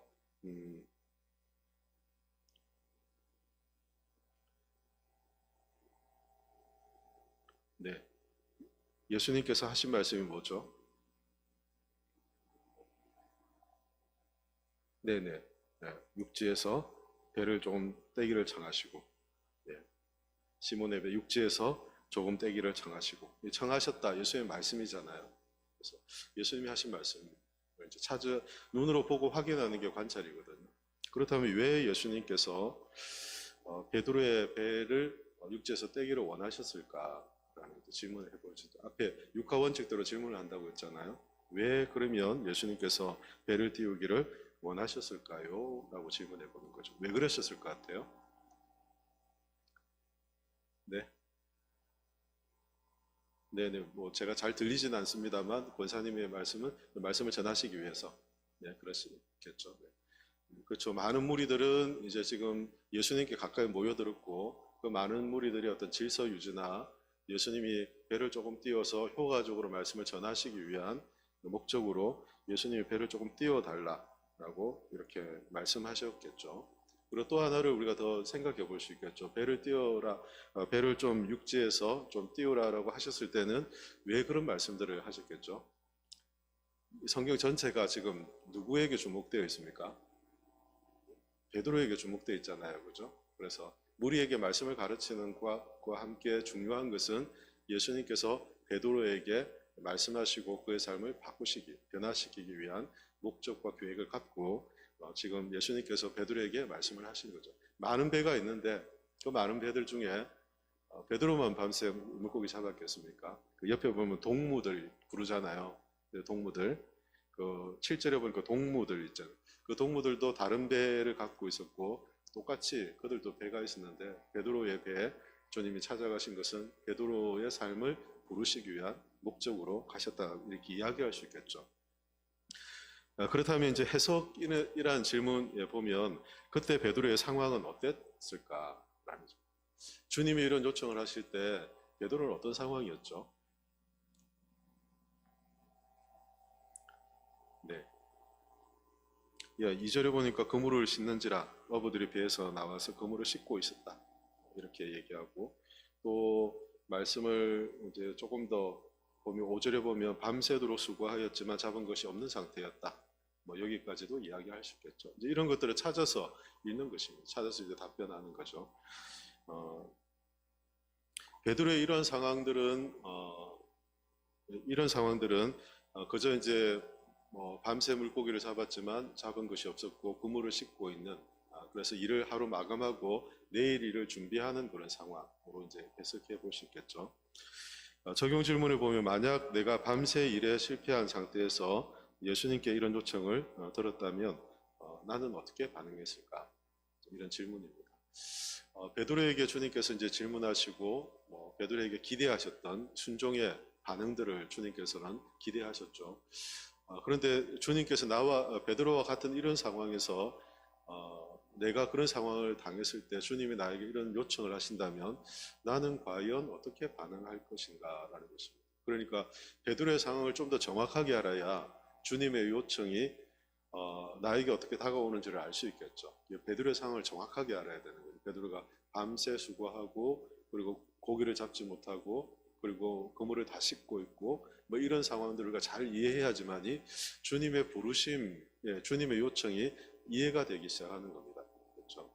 비슷한 상황들이 어떤 상황들이 있을까요? 나는 모든 것을 다 끝냈다고 생각했는데 또 다른 부르심으로 나에게 어떤 일들을 부르실 때 그때 나는 어떻게 반응할 수 있을까? 이런 이제 질문들을 해볼 수 있겠죠. 나는 충분히 했다고 생각했는데 나의 충분이라는 게 나의 수고 또 나의 어떤 노력, 내가 할 수 있는 것들을 총동원해서 다 했다고 생각하는데 주님은 또 다른 것을 나의 생각과 이해를 뛰어넘는 또 다른 요청을 하고 계시는 주님의 요청이죠. 사람들이 이런 요청을 받으면 일반적으로 어떻게 합니까? 일반적으로 아멘 하고 순종하나요? 제가 이렇게 상담을 하다 보면 우리 성도님들이 하시는 말씀들이 이제 대부분의 말씀들이 어떤 말씀이냐면 제가 어떤 요청들을 좀 많이 하죠. 교회 성도님들에게 이런 요청도 하고 저런 요청도 하고 이렇게 요청을 하는데 대부분 그 요청 앞에 네 알겠습니다라고 순종하는 사람 많지 않아요. 참이 놀랍습니다. 다 보면 믿음이 다 좋아 보이시는데 예 알겠습니다라고 말씀하시는 분들은 극히 드물어요. 제가 그럴 때 보면 야 놀랍다라는 생각을 하죠. 순종 예 알겠습니다 목사님 이렇게 얘기하시는 분들 극히 드물어요. 대부분 뭐라고 얘기하냐면 제가 좀 지금 바빠서 제가 지금 좀 준비가 안 돼 있어 제가 좀 이런 상황이 있어서 제가 이래서 라고 그런 얘기들을 참 많이 하세요. 저는 또 마음이 약해가지고 그런 상황들이 또 이해가 돼요. 이해가 되면 안 되는데 이해가 돼요. 제가 그렇겠구나. 그러니까 또 강요를 못해요. 저는 이해가 되니까. 그래서 기다리는 거죠. 그러면 우리 기도하고 좀 기다려보죠. 기도해 보시죠 라고 하면 또 기도하고 또 그걸 가지고 또 시간을 좀 보내서 태도가 바뀌어지거나 아니면 또 다른 이제 어떤 봉사자를 찾거나 그렇게 하는 경우들이 많은 것 같아요. 우리의 생각이나 우리의 판단, 그렇죠? 나의 어떤 어떤 계획들, 나의 이해 한계 안에서 우리가 늘 하나님의 일을 생각하고 그 하나님의 일들을 판단하고 하기 때문에 우리는 어쩌면 하나님의 어떤 부르심이나 역사를 경험하지 못하고 우리의 한계 안에 갇혀서 살아가는 그런 모습일지 몰라요. 주님은 베드로를 그렇게 부르셨을 때 베드로가 그 부르심에 응답하지 않았다면 베드로는 여전히 갈릴리에서 물고기를 잡는 어부로서 평생을 살았겠죠. 주님은 그 인생이 변화되기를 원하시고 주님의 부르심에는 우리가 주일 설교 말씀을 우리가 함께 나눈 것처럼 우리를 부르실 때는 그냥 부르시는 게 아니에요. 하나님이 이런 계획을 갖고 부르시는 거예요. 나는 이해하지 못하고 내 이해 한계를 뛰어넘는 하나님의 계획이 있는 거예요. 하나님의 그 계획을 가지고 우리를 부르시기 때문에 그 부르심이 분명하다면 우리가 믿음으로 순종하면 우리가 상상하지 못했던 하나님의 일들을 하나님이 이루어 가시는 것을 경험하게 되는 거죠. 삶을 변화시키는.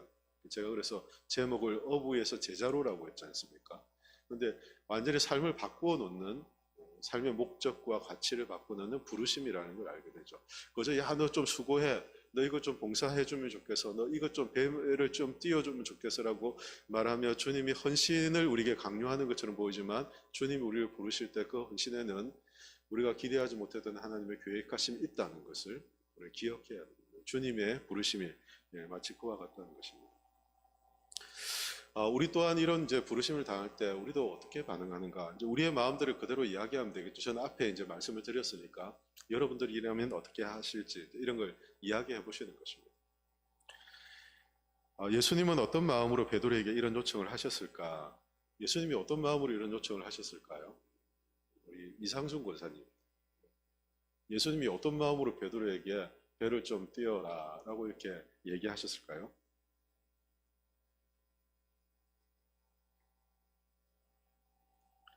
그리고 깊은 데 가서 그물을 던져라. 왜 이런 얘기를 하셨을까요? 그건 다음 구절에서 나누겠습니다. 두 번째 질문으로 한번 넘어가 볼게요. 그래서 1절부터 3절까지 있는 말씀을 가지고 이런 질문들을 하고 질문들을 답변하고 관찰한 걸 가지고 우리의 신앙을 좀 점검하고 나는 그 말씀 앞에서 어떻게 반응하는 사람인가 이걸 이제 우리 스스로를 말씀 앞에 비춰보는 거죠. 그리고 하나님의 부르심 앞에는 하나님의 계획과 목적이 있는데 그 계획과 목적을 우리가 신뢰하는 사람들 을 믿고 확신하는 사람들이 되어야 되겠다라는 그런 이제 우리가 이제 생각들을 좀 정리하면 좋을 것 같아요. 두 번째는 4절부터 7절에 있는 말씀을 가지고 깊은 곳으로 가라는 이제 말씀입니다.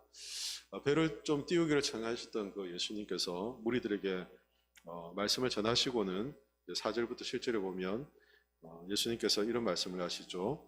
예수님께서 깊은 곳으로 가서 그물을 던지라라고 하셨을 때 베드로는 어떤 대답을 하고 있나요? 라고 되는데 5절에 베드로가 어떻게 대답합니까?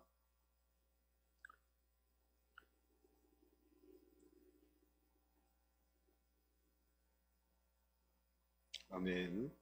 예, 베드로는 참 놀라운 대답을 합니다. 그렇죠? 우리가 밤새 잡은 것이 없습니다. 라고 끝나질 않아요. 밤새 수고했습니다. 라고 끝나지 않아요. 내가 밤새 수고했지만 말씀에 의지하여서 그물을 내리겠습니다. 이렇게 말씀해요. 그러니까 밤새 수고했던 자신의 어떤 수고나 아니면 자신의 경험보다 베드로는 지금 무엇을 더 강조하고 있는 겁니까? 말씀에 말씀에 의지함.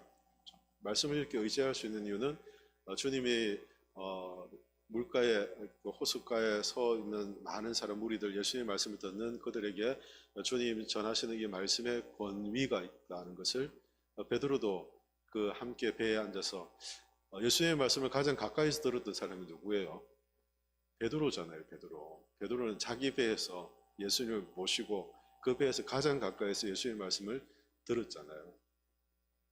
그 말씀의 권위를 베드로가 경험하고 그 말씀의 권위 앞에 그의 경험도 내려놓고 그의 어떤 과거의 수고도 내려놓고 그의 이해 한계도 내려놓고 말씀에 의지하여 그물을 내리겠습니다. 이렇게 고백하고 있는 것을 보게 됩니다. 이건 이제 해석이라고 했습니다. 왜냐하면 베드로가 왜 이렇게 말씀에 의지하여 그물을 내리겠습니다라고 그렇게 쉽게 대답할 수 있었을까? 그것은 해석은 앞에 말씀드린 것처럼 말씀의 권위죠.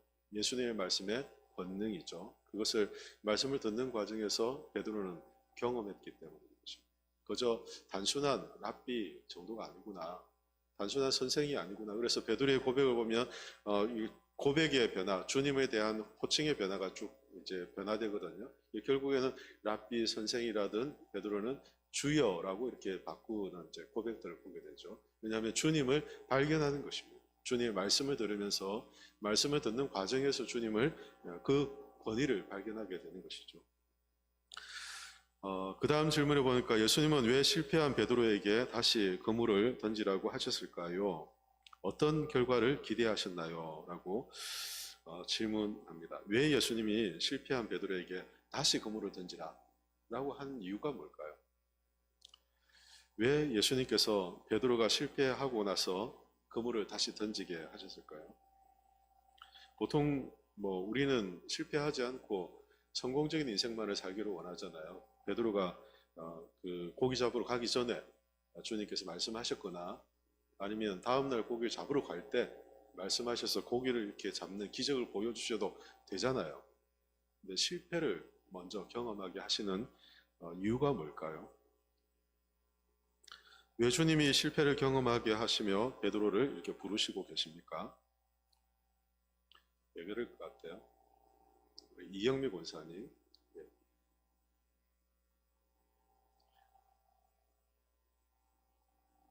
그냥 편하게 말씀하시면 돼서 왜 예수님께서 이 실패를 경험하게 하실까?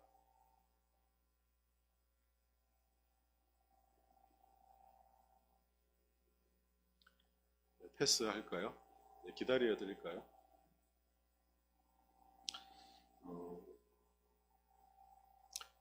예수님은 그 베드로의 어떤 한계를 아셨죠. 베드로의 한계를 예수님께서는 아시는 분이시죠. 그리고 베드로 또한 그의 한계를 알고 예수님의 능력을 그가 신뢰하는 자가 되기를 예수님께서 원하셨죠. 베드로는 자신의 한계를 깨닫고 자신의 능력의 한계도 깨닫고 그 한계, 실패라는 걸 통해 그의 한계가 어떠한 것을 철저히 깨닫게 하시는 거죠. 그런데 그 실패를 바꾸어서 예수님께서 기적을 일으키시잖아요. 실패의 자리에서도 기적을 일으키시는 하나님의 능력과 권능, 그것을 신뢰하는 실패가 아니라 믿음의 사람이 되도록 주님께서 이 실패 뒤에 베드로에게 다시 그 그물을 던지도록 말씀하시는 모습을 보게 됩니다. 만약에 성공만 했다면, 성공적인 인생만 살았다면 실패를 어떻게 이해할 수 있겠습니까? 인생의 고난과 어려움을 어떻게 이해할 수 있겠습니까? 그러나 실패의 자리에서 그 자리를 변화시켜서 하나님의 기적을 일으키는 하나님의 능력을 경험하는 그 베드로.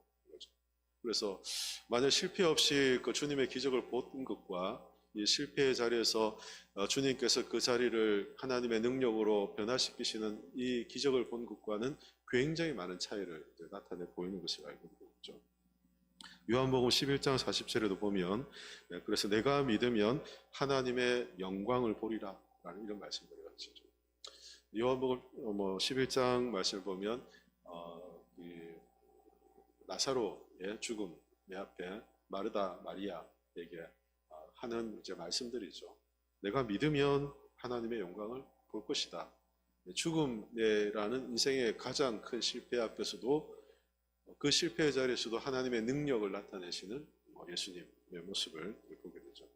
왜 우리가 때때로 인생의 실패, 삶의 어려움을 하나님께서 겪게 하실까? 우리가 그런 어려움의 과정들을 겪게 하나님께서 하실까? 때때로 그 실패보다 크신 하나님의 능력을 우리가 알고 경험하게 하시는 하나님의 은혜가 있다는 것을 알게 됐죠.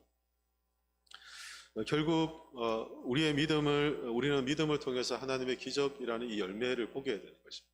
그래서 아마 베드로가 실패했던 밤새 실패하고 또 그물을 다 정리하고 새로운 하루를 시작하려고 하는 그 앞에 어쩌면 실패자의 모습일 수 있지만 그의 한계죠. 능력의 한계. 그러나 그 자리를 하나님의 능력으로 바꾸시는 능력이 주님께 있다는 것을 베드로가 깨닫게 하시기 위해 주님께서는 실패한 베드로에게 다시금 그물을 던지라 라고 말씀하시며 믿음을 불러일으키고 있는 것을 보게 됩니다. 결국 우리에게 필요한 것은 이런 믿음이죠. 상황이 아니라 상황을 딛고 하나님의 기적을 경험하는 믿음이 우리에게 필요하다는 것을 알게 되죠. 주님께서도 우리에게 그것을 말씀하시는 것입니다. 이런 실패 상황들은 우리 주변에 얼마든지 있습니다. 여러분 삶의 자리에 우리가 실패했다, 도무지 극복할 수 없는 우리의 한계, 능력의 한계, 우리가 이미 포기하고 있는 그런 부분들이 있습니다. 그렇죠. 그런데 그 실패의 자리에서 우리에게 필요로 하는 것은 주님께서 믿음이라고 하셨잖아요. 우리가 믿음을 갖고 그 자리를 변화시키는 하나님의 능력을 신뢰하면 하나님께서 그 자리를 새롭게 하시는 은혜를 경험할 수 있는 거죠. 하나님이 세상을 창조하셨고 이 세상의 모든 것을 지금도 다스리고 주관하시는 분이잖아요. 이거 하나님이 못하실 것이 없으시잖아요. 하나님은 모든 것을 가능케 하시는 분이시거든요. 비록 우리가 실패해서 우리의 인생에는 너무나도 크고 너무나도 큰 슬픔이고 너무나도 큰 어려움이지만 주님은 이것 또한 변화시키실 능력이 있다. 하나님의 능력이 그렇다는 믿음이 우리에게 필요하다는 것을 깨닫게 되죠. 그 다음 질문에 보면 내가 실패한 상황에서 예수님께서 다시 시도하라라고 말씀하시면 어떤 마음으로 순종할 수 있을까요? 라고 질문을 합니다. 그 앞에 있는 해석 질문을 가지고 적용한 거죠. 제가 조금 전에 이제 믿음이라는 부분을 말씀드리면서 이 적용도 같이 이렇게 했거든요. 우리가 왜 실패한 베드로에게 다시금 배를 띄우고 그물을 던지라고 했는지, 베드로에게 무엇이 필요했기에 무엇을 채워주시려고 이런 말씀을 하셨는지, 실패한 베드로에게 채워져야 될 것이 무엇이었는지를 우리가 관찰을 통해 알게 된다면, 우리가 실패의 자리에서 하나님 우리에게 요구하시는 것은 믿음이다 라는 것을 알게 되는 거죠. 나의 믿음의 순종이라는 것을 알게 됩니다. 마지막, 예수님은 이 기적을 통해 베드로에게 무엇을 깨닫게 하려 하셨을까요? 라고 질문합니다. 예수님의 능력이죠. 그래서 성경에 보면 우리가 많은 성경에 예수님의 기적들이 있잖아요. 그리고 성경에 많은 이야기들이 있는데, 가장 중요한 핵심은 뭡니까?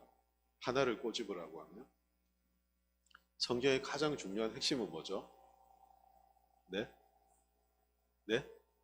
예, 다 정답을 말씀하시는데 제게는 안 들려서 제가 예수님이라고 하셨죠, 그죠? 예수님. 성경의 모든 것을 다 모아서 딱 하나라고 얘기하면 예수님이라고 얘기할 수 있고, 우리가 성경을 사랑이라고도 얘기하잖아요. 하나님을 사랑하고 내 이웃을 내 몸같이 사랑하라라고 하는데, 그 사랑도 예수님 안에서 이룰 수 있는 것이거든요. 예수님 안에서 예수님이 성취하신 것이기 때문에 모든 것을 다 예수님이라고 이렇게 얘기할 수 있죠. 그래서 우리가 기적, 또 성경에 나와 있는 어떤 이야기, 이런 것들을 보면서 항상 놓치지 말아야 되는, 우리의 시선을 빼앗기지 말아야 되는 것은 무엇이냐면, 예수님에 대한 우리 어떤 시선이 빼앗기면 안 돼요. 물고기를 많이 잡는 거. 주일학교에서 이제 또 주일학교 때 우리 전도사님들이 설교할 때, 제 주일학교 어릴 때 말입니다. 이제 물이 포도주로 변하는 이런 기적, 놀라운 기적들을 이렇게 막 하잖아요. 그리고 나사로가 살아나는 기적. 근데 이런 기적들에만 이렇게 이제 관심을 갖게 하고, 이 기적의 놀라움만 그렇게 많이 시선이 빼앗겼던 것 같아요, 저 어릴 시절에. 그런데 사실 성경은 그런 기적을 행하시는 분이 누구신지를 알기를 원하시거든요. 그런 기적을 행하시는 분이 누구인지를 우리가 깨닫기를 원하시는 거거든요. 그래서 폭풍을 잠잠케 하신 것이 중요한 게 아니라, 폭풍을 잠잠케 하신 분이 누구신가 라는 거죠. 나사로를 살리신 기적이 중요한 것이 아니라, 나사로를 살리신 그 주님이 누구신가, 훨씬 중요한 예수님이 누구신가. 물고기를 잡는 이런 기적들을 경험했던 베드로, 그 동무들, 얼마나 놀랍습니까? 어떻게 이런 일들이 일어날 수 있습니까? 그들은 불가능하다고 생각했던 일들이 주님의 말씀의 권위 앞에서 순종했더니 이러한 일들이 일어났죠. 믿음으로 순종할 때 이 기적이 일어남을 통해서 베드로가 믿음의 바른 반응을 합니다. 그 바른 반응이 뭐냐면, 주님이 누구신지를 알게 되는 거예요. 기적에 그냥 감격하고 끝이지 않았어요. 그가 얻었던 수확, 이것에 감격하고 끝이지 않고 주님이 누구신가를 정확하게 베드로가 이제 깨닫게 되는 거죠. 그래서 세 번째 큰 질문에 보면 베드로의 반응을 소개하고 있는데요. 첫 번째 해석 질문을 보면, 베드로가 예수님의 능력을 보고 죄인임을 고백한 것은 어떤 의미가 있을까요? 라는 질문을 하게 되는 거죠. 베드로가 주여 나를 떠나소서 나는 죄인입니다 라고 이렇게 고백하는 것을 이제 보게 되죠. 베드로가 이렇게 주님의 능력을 보고 이렇게 고백하는 것을 보면서 이것에 어떤 의미가 담겨 있는가 질문해 볼 수 있겠죠. 예수님은 하나님의 능력을 가지신, 하나님이 보내신 분이시다 하는 걸 이제 베드로는 이제 알게 되는 거죠. 이것도 이제 예수의 표적에 대한 걸 이제 성경을 공부하다 보면 성경에 많은 표적들이 나오거든요. 기적을 표적이라고 이제 표현들을 하지 않습니까? 기적이 표적이 되는 건 어떨 때 표적이 되느냐면, 하나님이 행하셨던, 아니면 하나님이 약속하셨던 일들을 예수님이 하실 때, 그걸 성취하실 때 표적이 되는 겁니다. 무슨 말이냐면, 예수님이 하신 이 일을 보면서 하나님이 말씀하신 그것을 예수님께서 성취하셨구나. 하나님께서 하시던 일을 예수님도 동일하게 하시는구나. 그래서 이 예수님은 하나님이 약속하신, 하나님이 보내신 메시아이시구나 라는 걸 알게 하는 게 표적이라는 거예요. 그러니까 기적 자체가 아니라 기적을 통해서 예수님을 보게 한다는 거죠. 그게 표적이거든요. 예수님께서 바다에서 물고기를 많이 잡게 되는 이 상황들을 보면서 이것은 그저 단순한 기적, 단순한 어떤 특별한 어떤 현상이 아니라 하나님께로부터 온 일이고 하나님이 아니면 할 수 없는 일이고 하나님이 보내신 분이다라는 분명한 믿음을 확신들을 이제 갖게 되었던 거죠. 그래서 베드로가 고백하는 것은 이제 그런 고백이지 않습니까? 주여 나를 떠나소서 나는 죄인입니다라고 고백합니다. 이사야 6장 5절에 보면 하나님의 임재를 경험했던 이사야가 화루다 나는 망하였도다 나는 부정한 입술을 가진 사람이로다 라고 고백합니다. 하나님의 거룩하심 앞에 섰을 때 그 거룩하심 앞에서 우리의 존재, 우리의 어떤 죄된 모습들, 우리의 어떠함들을 고백했던 많은 이제 믿음의 사람들을 성경에서 보게 되는 거죠. 하나님을 알게 되면, 예수님을 알게 되면 그 예수님 앞에서 우리가 얼마나 그 앞에서 죄되고 연약한 존재인지를 깨닫게 되는 거죠. 그것을 베드로가 이 기적을 통해서 주님을 경험하게 되는 것입니다. 이 주님은 그저 단순한 선생이 아니고 랍비가 아니라 주님의 행하시는 일들을 통해서 자신의 죄인임을 철저히 깨달으며 그 주님에 대한 경외심, 하나님께로부터 온 분이라는 분명한 믿음과 확신을 가지고 그 앞에서 겸손하게 자신을 낮추고 있는 것입니다. 나를 떠나십시오. 나는 죄인입니다. 라는 고백을 하고 있는 것을 보죠. 두 번째 보면 그 순간 베드로의 마음은 어땠을까? 두려움이었을까? 부끄러움이었을까? 경외감이었을까? 어떤 마음이 들었을까요? 베드로가 이런 고백을 할 때 어떤 마음이었어요? 저 죄인입니다 라면서 부끄러운 마음이었을까요? 저 죄인입니다라고 하면 두려웠을까요? 저 죄인입니다 라면서 경외감이 들었을까요? 어떤 마음 같아요? 어떤 마음일까요? 네, 경외감. 네, 경외감이 뭐죠? 하나님을 경외한다는 것은 하나님을 두려운 존재로 알지만 그 하나님이 너무 사랑의 대상이어서 가까이 하고자 하지만 가까이 하기에 두려운 존재. 이런 경외감인 거죠. 하나님을 우리가 가까이 할 수 없는 존재죠. 그런데 그 가까이 할 수 없는 존재인데 가까이 하고자 하는 그런 사랑의 마음에 뜨겁게 일어나는 그런 걸 경외감이라고 이렇게 말하잖아요. 하나님의 주님께 대한 그런 마음들을 이제 갖는 거죠. 그래서 저는 죄인입니다. 저를 떠나소서라고 해서 단순히 두려워하거나 내가 죄인이기 때문에 부끄럽구나 라는 고백이 아니라 그 경외감 가운데 주님을 고백하고 있는. 그래서 이 기적을 통해 주님의 능력을 발견하고 주님의 능력 안에서 주님이 어떤 분이신지를 발견하고 깨닫게 되었던 베드로의 변화된 모습들을 이제 보여주는 거죠. 그래서 성경을 우리가 쭉 1절부터 11절까지 쭉 읽어서 관찰하면서 질문해 오니까 이 베드로를 부르신 그 주님은 그 인생을 향한 하나님의 또 다른 계획을 갖고 그를 부르셨고 그를 향한 그 부르심에는 주님이 어떤 분이신지를 분명하게 알게 하시며 그의 약함과 또 그의 어떤 연약함 속에서도 주님을 향한 이 경외의 마음들을 일으키고 계시구나라는 것을 우리가 알게 되죠. 그래서 베드로가 주님이 부르실 때 어떻게 됩니까? 따라가게 되는 거예요. 그 순종이 이해가 되는 거죠. 주님에 대한 이 경외감과 주님이 어떠하심을 알았던 그 베드로는 주님이 그를 너가 사람을 낚는 어부가 될 것이다 라고 부르실 때 그들이 주님의 부르심 앞에 따라갈 수 있는 순종할 수 있는 이 변화가 일어나는 이유가 바로 여기 있는 것이죠. 나를 따르라 해서 거저 배를 버려두고 그물을 버려두고 따랐던 게 아니었다는 거죠. 주님을 발견한 것이죠. 주님을 믿음으로 바라보게 된 것입니다. 예수님은 베드로의 이런 반응을 보시고 어떤 마음이셨을까라는 질문인데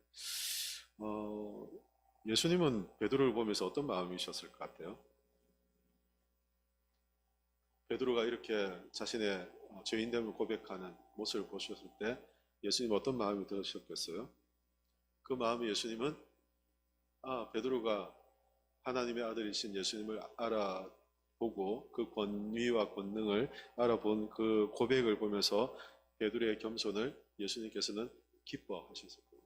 기쁘게 받으셨을 거죠. 그리고 제자로 불러서 이들을 하나님 나라의 일꾼으로 세워갈 수 있다는 마음을 주님께서 가지시겠죠.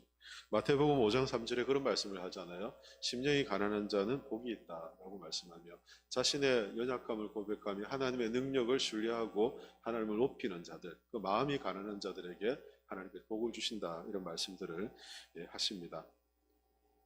네 번째 이제 큰 질문에 보면 사람을 낚는 어부로서의 이제 부르심입니다. 10절과 11절 두 절 말씀에서 이런 부르심이 있는데요.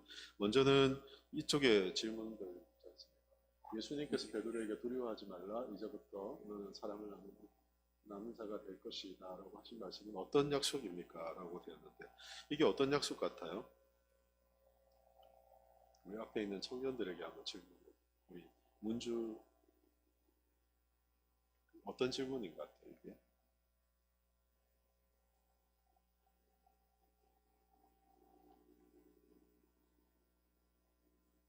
하나님이 베드로를 사용하시겠다는 그리고 사명을 주시겠다는 약속 그리고 사람을 구원으로 인도하는 사명을 감당하게 될 것이라는 약속 이런 것들이 다 포함이 되어 있는 그런 말씀이겠죠.